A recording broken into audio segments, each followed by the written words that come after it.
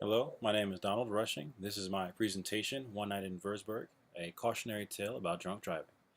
The reason for this presentation is I wanted to help dissuade people from drinking and driving, as well as hopefully convince people to make sure that their friends don't drink and drive as well. So this is just a personal tale of mine. Hopefully it'll convince people. Now we all know statistics about drinking and driving. They're fairly black and white, fairly fairly plain, really easy to understand. The problem is that a lot of times people don't make decisions based off statistics. Make decisions based off of experience and what people they know have done. So what I want to do with my experience is sharing that and putting a face to drinking and driving, helping people relate to why they shouldn't and drink and drive, and why they shouldn't let other people drink and drive. So the story starts out fairly simply, like any other Friday afternoon when I was in the Army. Starts out with a safety briefing. First sergeant stands out in front of us, tells us don't drink and drive, don't drive and drink. Make sure when you're going out with a buddy, be safe. Fairly standard briefing, heard 100 times before, thousands of times before. We kind of stop listening after a while, and we just wait for him to stop talking, and so we can go and get the weekend started. Weekend gets started. We pull a Superman, jump out of our army clothes, jump into civilian clothes, ready to get the weekend started. My roommate at the time says to me, "Hey, let's get a bunch of people together. Let's go out and have some fun. Let's go out to a club or something." I said, "Hey, sounds like a good idea. I'm good with that." So we all go out. We have a good time. We're at the party. We're at the club. We're partying, having a good time. We're drinking. When the club closes for the night, we all head home. My roommate says, "Hey, I'll go ahead and drive. I'm good to go." And I took him for his word. The problem was once we got pulled over by an unmarked police car, we realized that indeed he was not good. He failed his sobriety test, and they had to take him off to jail. Well, one of the officers actually hopped into our car and drove us around the corner, parked the car, took the keys, and said goodbye. And my roommate was like, "Hey, don't worry, man. I got you, and I'm gonna go ahead and have somebody come get you guys." After a few hours, we realized nobody was coming to get us, so we had to make a decision on how to get back to our base. And so we decided we'll walk to the nearest base, which was Würzburg, and then from there we can catch a shuttle bus back.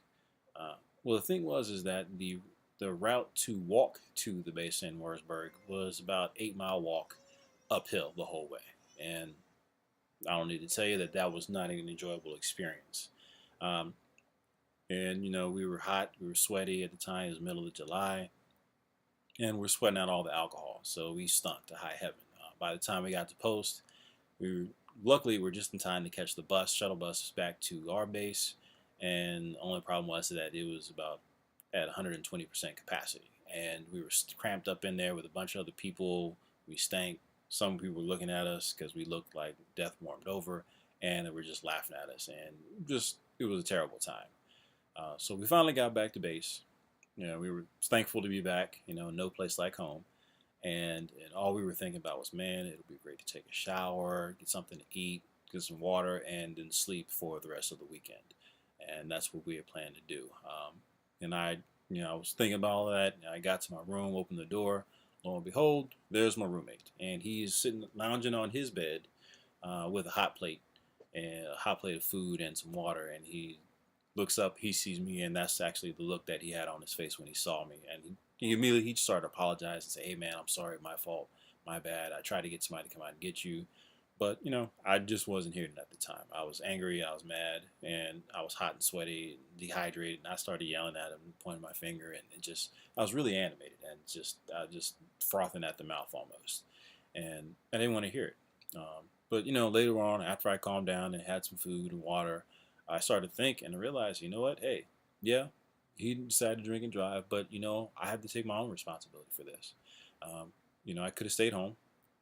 I could have prevented him from drinking and driving by making sure we had a DD, or we could have caught a cab back to the base in Würzburg and stayed in the hotel that night and came back the next morning when we were sober. So those are things I could have done, and I didn't do them. Needless to say, my friend got in trouble with the army, and he got Article 15, which is a non-judicial punishment, and part of that punishment was he got 45 days of extra duty. So that's 45 days straight of waking up at 7 in the morning, and working till midnight. And you kind of get the feeling of being in a chain gang. They basically do all the details around posts, mowing lawns, mowing grass, buffing floors, cleaning bathrooms, all the stuff that nobody else wants to do. That's what they had to do.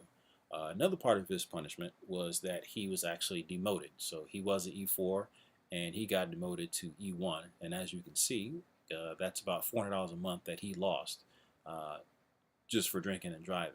And on top of that, he also lost half a month's salary for 2 months on top of that. So he really got hit in the wallet as well. Seeing the punishment that he got, I started thinking about it, and I felt bad because I could have helped prevent him from doing it. Yes, he's a grown man. He did decide to do this, but as a friend, I could have helped to make sure I didn't do everything I could to make sure he didn't do that. On top of that, I kept thinking about it, and I realized that we were very lucky because that night could have easily ended in a fatal accident or some type of accident where someone got seriously injured or seriously hurt, and that would have been something I would have had to live with for the rest of my life, as well as my friend as well. So I was actually very thankful that no one was seriously hurt or injured in a car crash because of what we did. So that's pretty much my story, my night in Würzburg. Hopefully, it's shown you the dangers of drinking and driving and letting others drink and drive as well, and hopefully you got something good out of it. I do appreciate you listening and watching. Thank you. Have a great day.